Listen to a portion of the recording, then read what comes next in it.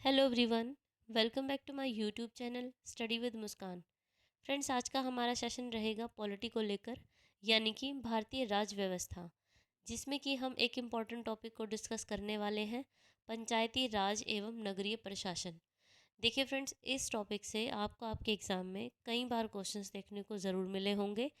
तो ये वीडियो आपके लिए बहुत ही यूज़फुल रहने वाली है अगर आप किसी भी एग्ज़ाम की तैयारी कर रहे हो। सभी क्वेश्चंस एनसीईआरटी बेस्ड है, इसीलिए भी इम्पॉर्टेंट है। सो आपका कोई भी एग्ज़ाम है जहाँ पर आपसे जीएस पूछी जाती है, ठीक है, ये इसलिए आपके लिए इम्पॉर्टेंट टॉपिक रहेगा। आज के सेशन में हम ऑलमोस्ट 55 क्वेश्चंस अटेम्प्ट करेंगे। और जैसा कि मैंने आपको बताया कि सभी क्वेश्चंस जो हैं एमसीक्यूज़ फॉर्म में हैं, लेकिन हम साथ साथ उनसे जुड़े हुए इम्पॉर्टेंट जो भी फैक्ट्स होंगे वो भी देखेंगे, ठीक है। तो बिना देरी के शुरू करते हैं अपने आज के सेशन को अपनी टैगलाइन के साथ, जो कि है रोज़ पढ़ें और आगे बढ़ें। आज का हमारा फर्स्ट क्वेश्चन रहेगा, अक्टूबर 1959 में पंचायती राज भारत में सर्वप्रथम कहाँ आरंभ किया गया था। ऑप्शन है आपके कर्नाटक, तमिलनाडु, राजस्थान या फिर केरल में। तो इसका आंसर रहेगा आपका ऑप्शन सी, राजस्थान में, ठीक है। देखिए, जो 2 अक्टूबर कब की डेट है, ये 2 अक्टूबर 1959 में राजस्थान का जो ज़िला है एक नागौर, ठीक है, आपसे कई बार ज़िला पूछ लिया जाता है, तो नागौर है जो वहाँ पर पंचायती राज को सबसे पहले शुरू किया गया था। ये भारत की बात हो रही है, ऑल ओवर इंडिया की बात हो रही है, ठीक है।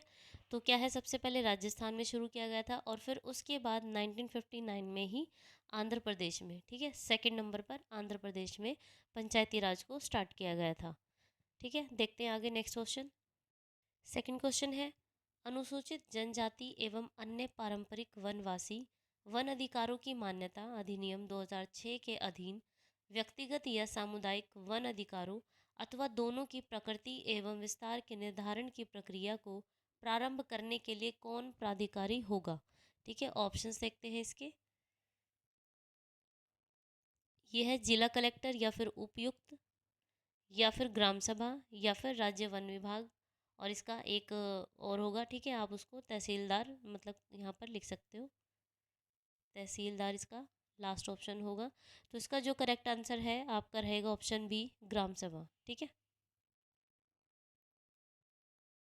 तो जो भी हमसे क्वेश्चन में पूछा गया है उसका निर्धारण कौन करेगा, ग्राम सभा करेगी, क्योंकि जो ग्राम सभा है वही इस बात की पुष्टि करता है कि कौन कितने दिन से किस ज़मीन पर खेती कर रहा है या फिर वो वहाँ पर बस रहा है, रह रहा है, ठीक है, और किस तरह की वो क्या है वन्य संपदा को भी ग्रहण कर रहा है, ठीक है, इकट्ठा कर रहा है।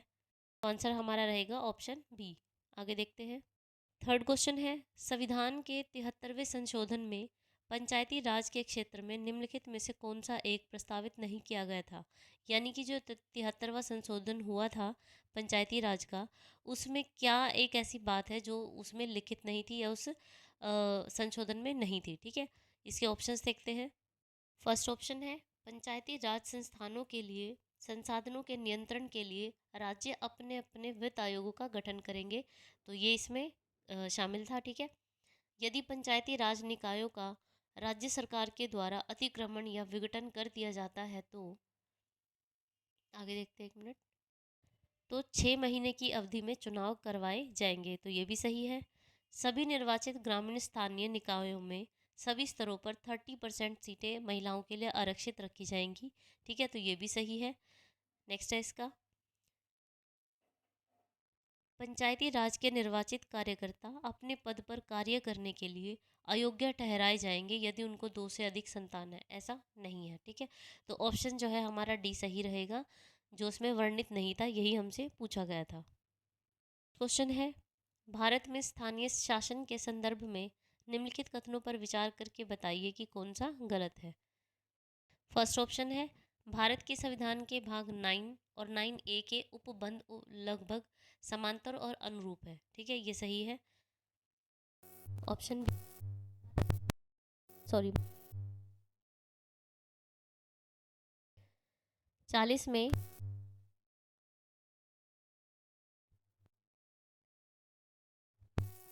का उपबंध है जो उन्हें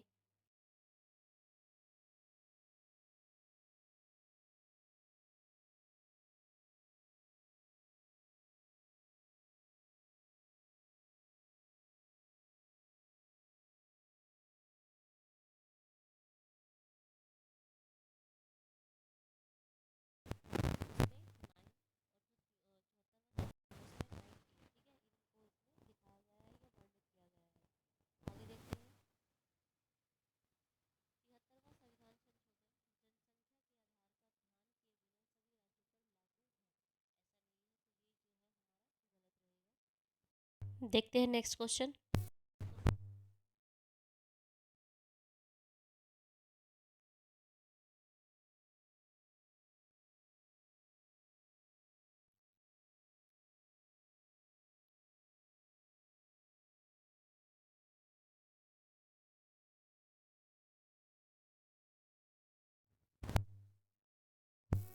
संबंधित निम्नलिखित कथनों में से कौन सा कथन असत्य है, ये बताना है। फर्स्ट ऑप्शन है भारतीय संविधान का अनुच्छेद 243 जी उसके महत्व को बढ़ाता है, करेक्ट है। पंचायत व्यवस्था भारतीय ग्रामीण जीवन का युगों से एक अभिन्न अंग रहा है, ये भी सही है। नेक्स्ट है यह एक त्रिस्तरीय जैविक रूप से जुड़ी संरचना है, ये भी सही है। डी जो है 73वां संशोधन 15 अगस्त 1993 से प्रभावी हुआ, ये आपका क्या है, गलत रहेगा। क्योंकि जो आपका भारत में पंचायत राज व्यवस्था, इसको जो संवैधानिक दर्जा है वो दिया गया था 24 अप्रैल 1993 में, ठीक है। तो इसका करेक्ट आंसर ये होगा, इसलिए ये हमारा ऑप्शन डी गलत है। नेक्स्ट क्वेश्चन है पंचायत समिति के सदस्य कैसे चुने जाते हैं, ऑप्शंस देखते हैं।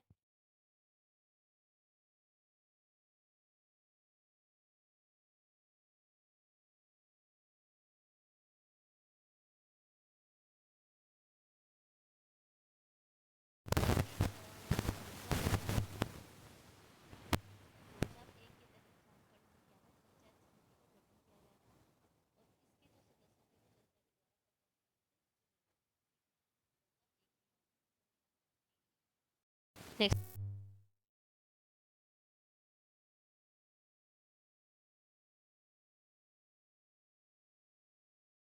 तो जो आपका आर्टिकल 243 घ, ठीक है, ये जो ऑप्शन सी है यही इसका राइट आंसर होगा। इसके तहत क्या है, ये प्रावधान किया गया है कि अनुसूचित जातियों और जनजातियों को उनकी जनसंख्या के अनुपात में आरक्षण मिलेगा, ठीक है।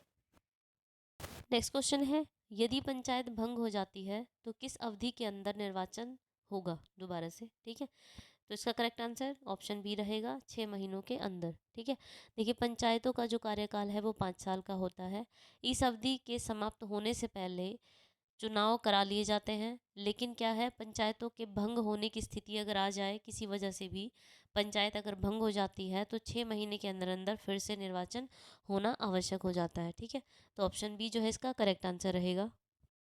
नेक्स्ट क्वेश्चन है सहभागी बजट निर्माण किस प्रकार स्थानीय प्रशासकीय संस्थाओं की कार्यप्रणाली को और अधिक पारदर्शी तथा जवाबदेही बनाने का प्रयास करता है। तो इसका डायरेक्ट आंसर देखते हैं।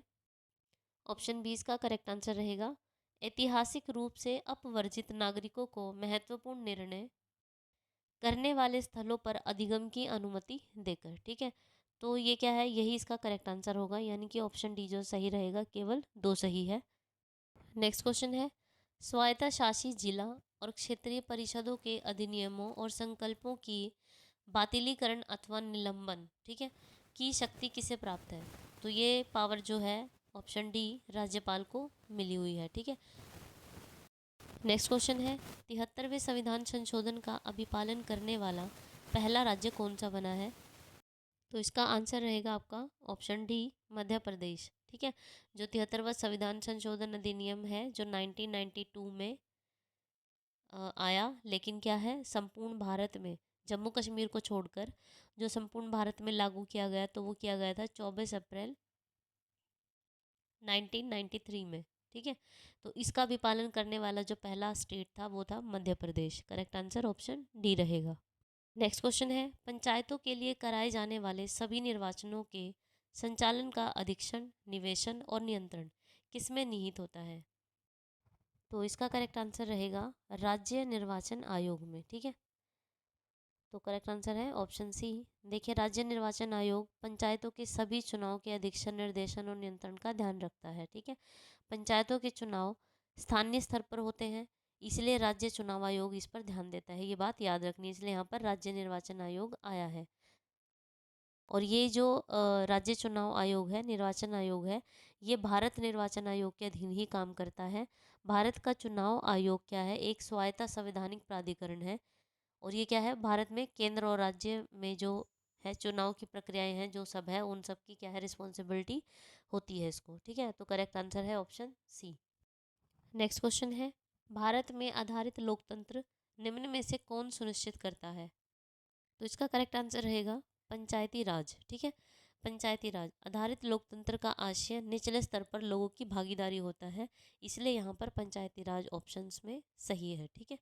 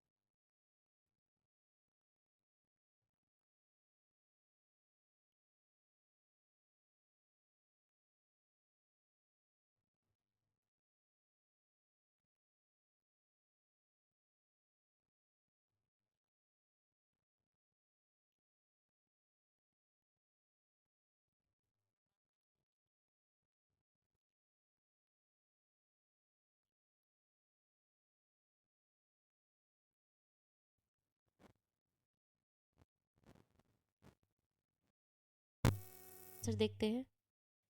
सेकंड ऑप्शन क्या है इसका करेक्ट आंसर है, भारत के संविधान के भाग 9 में पंचायतों से संबंधित उपबंध है और उसे संविधान का जो 73वां संविधान संशोधन है, अधिनियम जो 1992 है, इसके द्वारा अंत स्थापित किया गया है। ठीक है, तो ऑप्शन जो हमारा सी जो है वो करेक्ट रहेगा, यानी कि सिर्फ जो कथन 2 है वो सत्य है। ठीक है, देखिए 73वें संविधान संशोधन के तहत भारतीय संविधान का जो 9वां भाग है, ठीक है, वो क्या है, पंचायतों से रिलेटेड है। और जो 11वीं अनुसूची तथा 74वां संविधान संशोधन है वो नगर पालिकाओं से रिलेटेड है। आपको ये सभी सूचियाँ याद रखनी है। और जो 12वीं अनुसूची है वो भी क्या है, इसमें जोड़ी गई है। और जो आपका आर्टिकल 243 क्यू है, ठीक है, इसमें क्या है, नगर पालिकाओं के इनकी गठन की व्यवस्था की गई है, क्या है, 3 प्रकार से। ठीक है, और 3 प्रकार से इसको गठित किया गया है। तो इस तरीके से आपका जो आंसर रहेगा ऑप्शन सी रहेगा।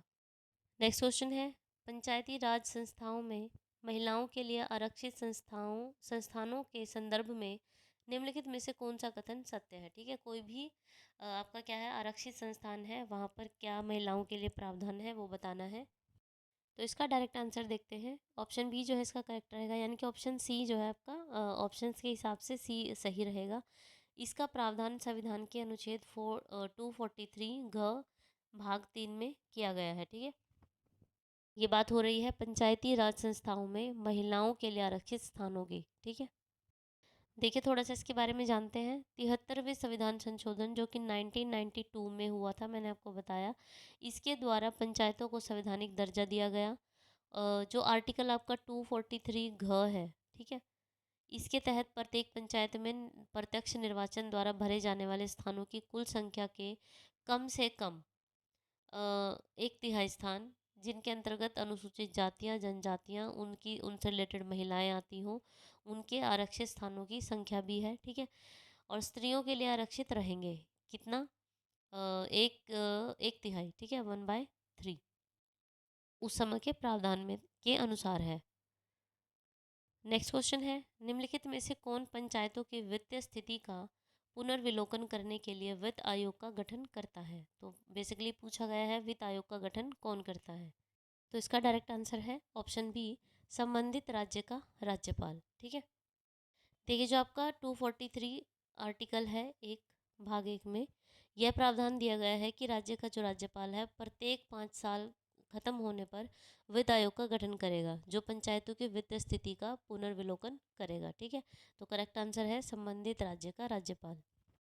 नेक्स्ट क्वेश्चन है, अशोक मेहता समिति ने पंचायती राज के लिए किस प्रतिमान की स्तुति दी थी, यानी कि वो त्रिपक्षीय हो, द्विपक्षीय हो, या एक पक्षीय हो, या चार पक्षीय हो। ठीक है, इस तरीके से आपसे पूछा गया है।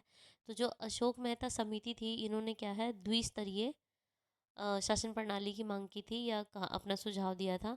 1977 में गठित जो अशोक मेहता समिति थी, ये 1977 में बनी थी, और इसने अगस्त 1978 में, ठीक है, 1978 में अपनी रिपोर्ट जारी की थी, प्रस्तुत की थी। इसमें पंचायती राज के लिए उसने द्विस्तरीय प्रतिमान की सिफारिश की थी। ठीक है, तो करेक्ट आंसर है ऑप्शन बी। नेक्स्ट क्वेश्चन है, संसद सदस्य स्थानीय क्षेत्र विकास योजना MPLADS, ठीक है, के अंतर्गत निधियों के संदर्भ में निम्नलिखित कथनों में से कौन सा कथन सही है। तो जो संसद सदस्य स्थानीय क्षेत्र विकास योजना है, इसके अंतर्गत कौन सी निधि सही है, ये बताना है। ऑप्शंस देखते हैं। फर्स्ट है, प्रत्येक सांसद के निधि का एक निश्चित अंश अनुसूचित जाति या जनजाति जनसंख्या के लाभार्थी प्रयुक्त होना आवश्यक है, तो ये सही है। MPLADS निधियाँ जो है वो टिकाऊ परिसंपत्तियों जैसे स्वास्थ्य, शिक्षा आदि की भौतिक आधारभूत संरचनाओं के निर्माण में ही प्रयुक्त हो सकती हैं, तो ये भी सही है। तो यानी हमारा फर्स्ट और सेकंड सही है ऑप्शंस के हिसाब से, यानी कि ऑप्शन जो ई है वो ठीक रहेगा। ठीक है, नेक्स्ट क्वेश्चन है, राजस्थान पहला राज्य है जिसमें, आंसर आप सभी को पता है, हम पहले भी इस क्वेश्चन को डिस्कस कर चुके हैं किसी और तरीके से। तो आंसर जो है सी इसका सही रहेगा। स्थानीय स्वशासन प्रारंभ हुआ था, इसीलिए क्या है, ये पहला स्टेट बना इंडिया का। और इसकी डेट भी मैंने आपको बताई थी, 2 अक्टूबर 1959। ठीक है, ये डेट भी आपको याद रखनी है। और जिला था नागौर। ये क्वेश्चन बहुत बार एग्जाम में पूछा जाता है, रिपीटेड क्वेश्चन है। ठीक है, इसलिए इसको आप ध्यान से रखें। नेक्स्ट क्वेश्चन है, 1993 में अधिनियमित नए पंचायती राज बिल में पहले से हटकर अनेक नए प्रावधान हैं। निम्नलिखित में से आपको बताना है कि कौन सा प्रावधान नहीं है जो 1993 में आया उसका। ठीक है, फर्स्ट देखते हैं, पंचायतों में 1/3 पदों तक महिलाओं का सर्वाधिक प्रतिनिधित्व, ये हमने पढ़ा है, तो ये सही है। सभी पदों के लिए उसके रिक्त होने पर निर्वाचनों का अज्ञापक किया जाना, ये भी सही है। आगे देखते हैं, अन्य क्षेत्रों के साथ साथ कृषि, ग्रामीण विकास, प्राथमिक शिक्षा और सामाजिक वानिकी के क्षेत्र में अनेक सम्मिलित दायित्व। ठीक है, ये भी सही है। पंचायत के सदस्य के लिए नियमित परिश्रमिक, ताकि उनकी समय पाबंदी और जवाबदेही सुनिश्चित हो, तो ये इसका सही नहीं है। ठीक है, देखिए, तो 73वां संविधान संशोधन जो है, इस अधिनियम में यानी कि 1993 में इस पॉइंट को शामिल नहीं किया जाता, इसलिए ऑप्शन डी जो है करेक्ट आंसर रहेगा। नेक्स्ट क्वेश्चन है, निम्नलिखित में से कौन सी पंचायती राज व्यवस्था पर अशोक मेहता समिति की अनुशंसा नहीं है। मतलब इससे रिलेटेड कौन सी बात है जो अशोक मेहता समिति ने नहीं कही थी। पंचायती राज संस्थाओं को करारोपण की अनिवार्य आवश्यकता प्रदान हो, ठीक है, ये कही थी। अनुसूचित जाति और अनुसूचित जनजातियों के लिए स्थानों का क्या हो, आरक्षण हो। ठीक है, एक सेकंड, तो ये बात भी कही थी। पंचायती राज मामलों में राजनीतिक दलों की खुली भागीदारी हो, तो ये पॉइंट भी था उनका। नेक्स्ट है, त्रिस्तरीय व्यवस्था का निर्माण, ये उनका पॉइंट नहीं था। ठीक है, इसलिए क्या है, करेक्ट आंसर डी ही रहेगा। देखिए, जैसा कि मैंने आपको बताया कि ये जो अशोक मेहता समिति है, ये कब बनी थी, ये 1977 में बनी थी। इन्होंने अपनी रिपोर्ट दी 1978 में। ठीक है, इस जो समिति में थे 13 मेंबर थे, ये भी याद रखना है। और इन्होंने मिलकर क्या किया, पंचायती राज व्यवस्था का एक नया मॉडल पेश किया। समिति के द्वारा रिपोर्ट में केवल 132 सिफारिशें की गई थी, और जिनमें से मेन मैं आपको ऐसे ओरली बता देती हूँ। ठीक है, जैसे कि एक इनकी थी कि राज्य में विकेंद्रीकरण करण का जो पहला लेवल होगा, स्तर होगा, वो जिला होगा। ठीक है, और जिला स्तर के नीचे मंडल पंचायत का गठन किया जाएगा, जिसमें करीब 15,000 से 20,000 जनसंख्या या फिर 10-15 गांव शामिल होंगे। ठीक है, फिर ग्राम पंचायत तथा पंचायत समिति को समाप्त कर देना चाहिए, इन्होंने ये सिफारिश भी दी। मंडल अध्यक्ष का चुनाव प्रत्यक्ष या फिर जिला परिषद के अध्यक्ष का चुनाव अप्रत्यक्ष रूप से होना चाहिए। एक इन्होंने कहा था कि मंडल पंचायत का जो परिषद का जो टाइम पीरियड है वो 4 साल का होना चाहिए, और विकास योजनाओं को जिला परिषद के द्वारा तैयार किया जाए। ठीक है, ये सब क्या है, इनकी मेन मेन जो एक कहते हैं हेडलाइन थी इनकी सिफारिश की, ये थी। अशोक मेहता समिति की सिफारिशों को अपर्याप्त माना गया और इसे अस्वीकार कर दिया गया। ठीक है, नेक्स्ट आता है बलवंत राय मेहता समिति की प्रजातांत्रिक विकेंद्रीकरण की सिफारिश के अनुसार कौन सा कथन सत्य है। ये आपसे पूछा गया है बलवंत राय मेहता समिति के बारे में।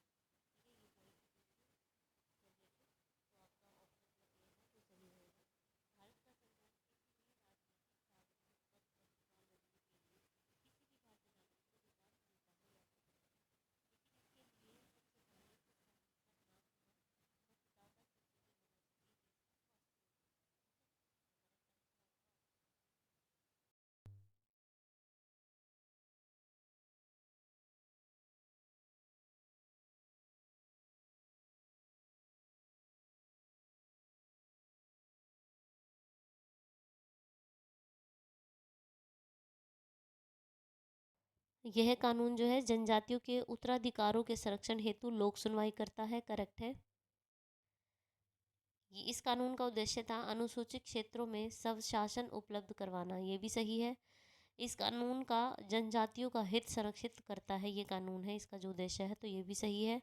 और ये जो कानून है ग्राम सभाओं को शक्ति से वंचित करता है, ऐसा नहीं है। ठीक है, तो देखिए जो पैसा कानून है, ये जो पैसा कानून है अपनी परंपराओं और प्रथाओं के अनुसार जो पांचवी अनुसूची है उसकी जनजातियों को उसी स्तर का स्वायत्त शासन देने की संभावनाओं का अवसर प्रस्तावित करता है। इसलिए इन क्षेत्रों के लिए यह अधिनियम एक मूलभूत कानून का स्थान भी रखता है। ठीक है, तो करेक्ट आंसर आपका रहेगा ऑप्शन डी। नेक्स्ट क्वेश्चन है, निम्नलिखित में से किस किस को भारतीय संविधान के 74वें संशोधन ने शहरी स्थानीय निकायों के कार्य व्यवहार में प्रविष्ट करने का प्रयास किया है? इस पर विचार करके बताइए कि कौन सा कथन गलत है। नियमित अंतराल पर सरकारों का समुचित निर्वाचन करवाना, ये भी सही है। राज्य के राजस्व से निधि के नियमित और समुचित प्रवाह को सुनिश्चित करना, ये भी सही है। आगे देखते हैं। पूरे देश में स्थानीय सरकारों के ढांचे में समानता लाना, ये भी सही है। शहर के प्रबंध और विकास के लिए एकीकृत अधिकरण बनाना, ये गलत है। नेक्स्ट क्वेश्चन है, भारत के संविधान में पंचायतों तथा नगर पालिकाओं से संबंधित 73वें और 74वें संविधान संशोधन जब हुए उस समय भारत के प्रधानमंत्री कौन थे? बहुत इंपॉर्टेंट क्वेश्चन है। तो ये थे आपके पीवी नरसिम्हा राव। ठीक है, आंसर जो है आपका डी रहेगा। और ये कब की बात है? 1992 की। नेक्स्ट है, पंचायती राज व्यवस्था से निम्नलिखित में से कौन सी समिति संबंध नहीं रखती है? तो पंचायती राज व्यवस्था से कुछ समितियां थी जो जुड़ी हुई थी, तो उनमें से आपको बताना है कि कौन सी समिति रिलेटेड नहीं है। तो देखिए, स्थानम समिति ये भी रिलेटेड है, बी आर मेहता समिति, बलवंत राय मेहता समिति ये भी रिलेटेड है, वी राव समिति ये रिलेटेड नहीं है, अशोक मेहता समिति ये रिलेटेड है। तो ऑप्शन सी जो है राइट आंसर रहेगा। भारतीय अर्थशास्त्री जो थे वी, ये क्या थे? भारतीय अर्थशास्त्री प्रमुख आर्थिक विकास पर संयुक्त राष्ट्र आयोग के अध्यक्ष रहे तथा राष्ट्रीय आय समिति में सदस्य भी रहे हैं। ठीक है, तो ये लेकिन पंचायत राज व्यवस्था से रिलेटेड नहीं थे। नेक्स्ट क्वेश्चन है, निम्नलिखित में से पंचायतों से संबंधित कौन सा कथन सही नहीं है? तो पंचायतों से रिलेटेड कथन बताना है कौन सा सही नहीं है। तो देखिए, पंचायत क्षेत्र का अर्थ है पंचायत का प्रादेशिक क्षेत्र, सही है। किसी राज्य का विधानमंडल पंचायतों की संरचना के संदर्भ में विधि द्वारा उपबंध कर सकता है, ये भी सही है। नेक्स्ट है, ग्राम सभा में पंचायत के अंतर्गत गांव की मतदाता सूची में आने वाले सभी व्यक्ति शामिल होते हैं, ये भी सही है। अनुसूचित जाति तथा अनुसूचित जनजाति के लिए स्थान का आरक्षण जनसंख्या में उनके अनुपात से बिल्कुल संबंधित नहीं है, ऐसा नहीं है, जबकि वो उनके अनुपात से ही रिलेटेड है। ठीक है, तो आंसर जो हमारा डी है वो सही रहेगा। नेक्स्ट क्वेश्चन है, भारतीय संविधान के किस संशोधन अधिनियम द्वारा पंचायत राज व्यवस्था को संवैधानिक दर्जा दिया गया है? तो किसकी बात हो रही है? पंचायत राज की बात हो रही है। ठीक है, तो बार बार ये किसी ना किसी तरीके से आपसे क्वेश्चन पूछा जाता है, तो अब आप सभी इसका आंसर जानते हो। तो इसका करेक्ट आंसर रहेगा ऑप्शन सी, 73वां संविधान संशोधन। ठीक है, 73वां संविधान संशोधन जो कि 1992 में हुआ था, इसके द्वारा पंचायती राज व्यवस्था को संवैधानिक दर्जा दिया गया। पंचायती राज को संविधान के भाग 9 में, ठीक है, 9 में जो कि आपका आर्टिकल 243 243 से लेकर 243 अण तक, ठीक है, यहाँ तक है। और 11वीं अनुसूची के अंतर्गत क्या है? उल्लेखित है। ठीक है, 11वीं अनुसूची है। तो ये इससे 3-4 पॉइंट हैं जो मेन है इससे जुड़े हुए, तो ये आप सभी ध्यान रखें। किसी भी पॉइंट को आपको क्वेश्चन के रूप में पूछा जा सकता है आपसे। ठीक है, नेक्स्ट क्वेश्चन है, पंचायत अनुसूचित क्षेत्रों में विस्तार अधिनियम 1996 के अंतर्गत समाविष्ट क्षेत्रों में ग्राम सभा की क्या भूमिका या क्या शक्ति से संबंधित कौन सा कथन गलत है? ग्राम सभा के पास लघु वनोपज का स्वामित्व होता है, तो ये ठीक है। ग्राम सभा के पास अनुसूचित क्षेत्रों में भूमि का हस्तांतरण रोकने की शक्ति होती है, ये भी सही है। अनुसूचित क्षेत्रों में किसी भी खनिज के लिए खनन का पट्टा अथवा पुरेक्षण लाइसेंस प्रदान करने हेतु ग्राम सभा की अनुशंसा आवश्यक है, ये क्या है आपका? ये भी सही है। नहीं, सॉरी, मिस्टेक से ये सही नहीं है, ये आपका पॉइंट जो है लास्ट गलत है। तो यहाँ पर ये क्या है? गलत दिया हुआ है आपका। यहाँ पर ऑप्शन रहेगा कि जो आपका कथन 3 है वो गलत है। ठीक है, तो करेक्ट आंसर आपका डी रहेगा। लेकिन यहाँ पर आप एक बार इसको देख लेना, सभी सत्य नहीं है, क्योंकि इसमें लास्ट ऑप्शन जो हमने अभी रीड आउट किया वो क्या है? गलत है। देखिए, जो पंचायत अनुसूचित क्षेत्रों में विस्तार या जो पंचायत अधिनियम 1996 इसके अंतर्गत ग्राम सभा के पास अनुसूचित क्षेत्रों में भूमि का हस्तांतरण रोकने, केवल लघु वन उपज का स्वामित्व या खनन पट्टा या पूर्वेक्षण लाइसेंस प्रदान करने की अनुशंसा का अधिकार है, मतलब छोटे लेवल पर। ठीक है। नेक्स्ट क्वेश्चन है, प्रत्येक पंचायत का कार्यकाल 5 वर्षों का होगा।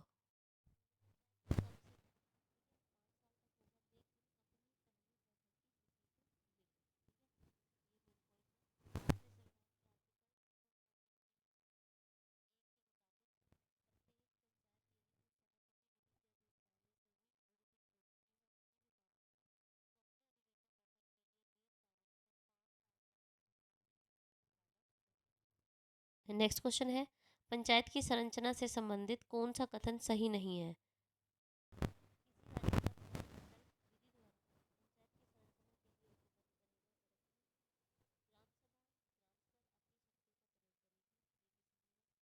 ऐसे राज्य जिनकी जनसंख्या 20 लाख से अधिक हो नहीं है, वे मध्य स्तर पर पंचायत का गठन नहीं कर सकेंगे।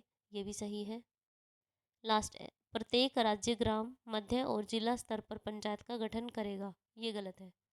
देखिए, किसी राज्य का विधानमंडल विधि द्वारा पंचायत की संरचना के लिए उपबंध कर सकेगा, जो कि आपको फर्स्ट पॉइंट में दिया गया, तो ये सही है। ग्राम सभा ग्राम स्तर पर ऐसी शक्तियों का प्रयोग करेगी और ऐसे काम का या किसी कर्तव्य का पालन कर सकेगी जो किसी राज्य के विधानमंडल द्वारा या विधि द्वारा उपबंधित किया जाए। ये भी सही है। लेकिन जिन राज्यों की जनसंख्या 20 लाख से अधिक नहीं है, वे मध्य स्तर पर पंचायत का गठन नहीं कर सकते। तो ये जो आपका पॉइंट है, यही आपका गलत था। ठीक है, यानी कि ऑप्शन डी जो है गलत था। नेक्स्ट क्वेश्चन है, भारत में पंचायतों के संबंध में निम्नलिखित में से कौन सा गलत है।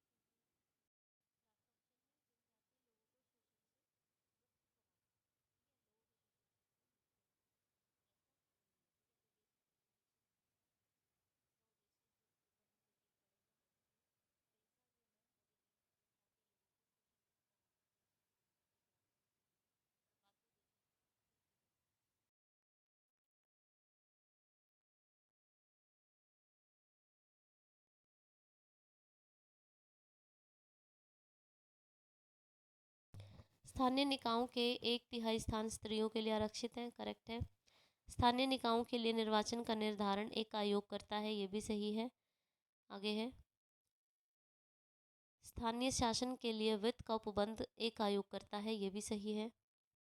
भारतीय संविधान के अनुसार परिसंघीय प्रणाली में स्थानीय शासन जैसी कोई स्वतंत्र कोटि नहीं है, ये गलत है।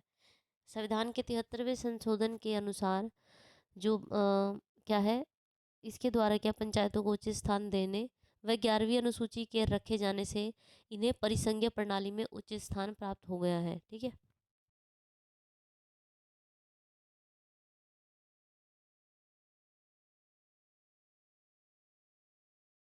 तो इसका डायरेक्ट आंसर करते हैं। ऑप्शन सी जो है इसका करेक्ट आंसर रहेगा। निर्वाचन के बाद परिषद के प्रथम बैठक के निर्धारित तिथि से 5 साल तक, ठीक है, प्रत्येक जिला परिषद सदस्य की जो पदावधि है वो परिषद की पहली बैठक की निर्धारित तिथि से अगले 5 साल तक की होगी, इससे ज़्यादा नहीं। ठीक है, नेक्स्ट क्वेश्चन है, सीडीपी एवं एनईएस के पुनर्गठन के लिए 1957 में एनडीसी द्वारा स्थापित समिति का नाम बताएं जिसने ग्रामीण स्थानीय सरकार की त्रिस्तरीय प्रणाली का सुझाव दिया था।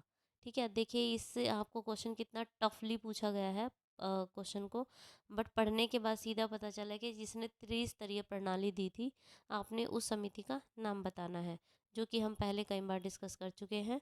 तो ये समिति दी थी किसने, आपकी बलवंत राय मेहता समिति। ठीक है, इसने क्या है, त्रिस्तरीय शासन बताया था पंचायती राज का। 1952 में प्रारंभ किया गया ये एक सामुदायिक विकास कार्यक्रम जो आपका सीडीपी है, ये एक सामुदायिक क्या है, विकास कार्यक्रम है। ये कब शुरू किया गया था आपका, 1952 में शुरू किया गया था। और 1953 में मतलब इसकी वैसे इसका प्लान बना 1952 में, लेकिन जब ये पूरी तरह से कम वर्किंग हुआ तो 1953 में हुआ। ठीक है, राष्ट्रीय जो विस्तार योजना है यानी कि एनईएस, जो राष्ट्रीय विस्तार योजना है, इसके पुनर्गठन के लिए 1957 में राष्ट्रीय विकास परिषद द्वारा बलवंत राय मेहता की अध्यक्षता में बलवंत राय मेहता समिति का गठन किया गया था 1957 में।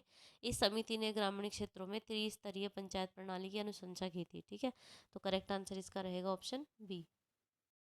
फिर से वही क्वेश्चन, भारत में त्रिस्तरीय पंचायत राज प्रणाली का प्रस्ताव किसने दिया था, तो दिया था बलवंत राय मेहता समिति ने।